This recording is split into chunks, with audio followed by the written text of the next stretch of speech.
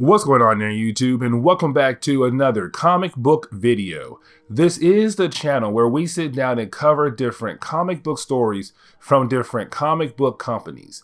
Today, we're going to jump back over to Marvel Comics and continue our coverage over the Shadowland event that Marvel did a while back, like almost 12 years ago. And it was all about Daredevil. Now, in this video today, we're going to jump back over to another tie-in. And this is from Daredevil number 511. And this really focuses on the supporting characters around Daredevil to see what they are doing and how this event is affecting them. With that all being said, if you do a today's comic book video, please hit that like button down below and subscribe. Also, if you have any suggestions on books I should read, well, please let me know in the comments below, because you never know, your suggestion could be a future video down the road. But I do hope you enjoy today's comic book video. So in the beginning of this book, we get reminded of what is happening at the moment in the Shadowland event. That the longer Daredevil is affected by the demonic being known as the Beast, the crazier the people in the city become. And we open up with J. Jonah Jameson, who is the mayor of the city. He tells the police to begin crowd control, and of course, it is to show that, hey, everything is beginning to fall apart now. Well, I mean, they already had, but of course, now the city is on fire, and we have seen this in our earlier videos. But with this being the main Daredevil series that is a tie-in to the main Shadowland storyline, we focus on the supporting characters of the Daredevil books around this time.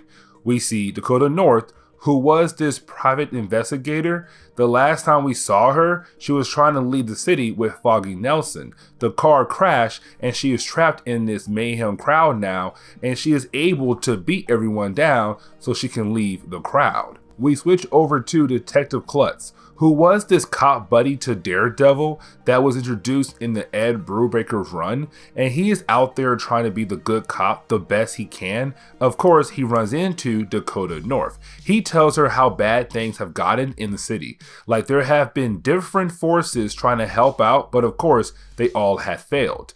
One of them is Hammer, the organization that had temporarily replaced S.H.I.E.L.D. around this time.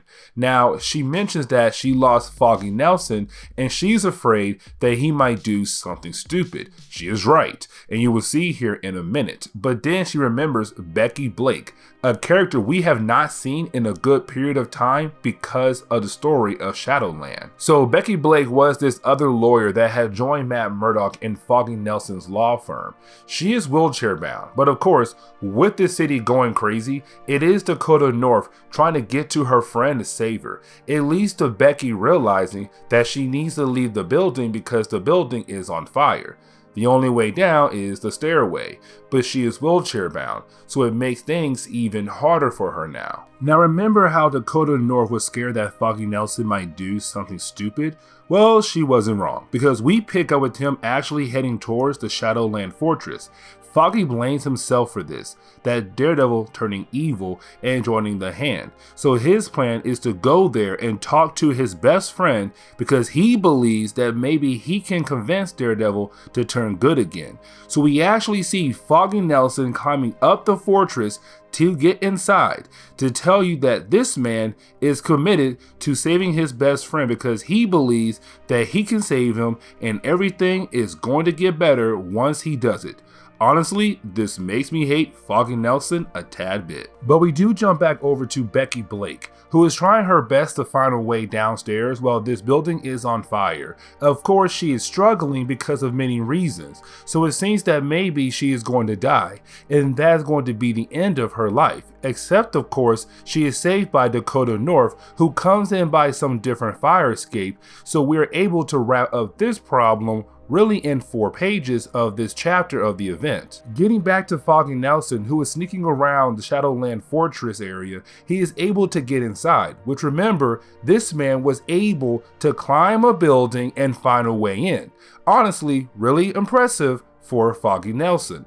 But once he's inside and trying to catch his breath, well, that is when he is confronted by White Tiger, and she is going to take him to see Daredevil. Now remember, in Shadowland number 4, the heroes who have been trying to change Daredevil back into a good guy, they all went back there and actually fought him, but they lost, since he has been taken over by the Beast completely. He was able to wipe out all of the heroes, so it does seem to be the end for everyone close to Daredevil, and this man has his best friend in the room, where this is the moment you have Daredevil say that he plans on killing Foggy Nelson, leaving us on a big cliffhanger for the book, and picking up with Shadowland number 5 next video. So this is where we're going to end today's comic book video. So if you did like today's comic book video, hit that like button down below and subscribe.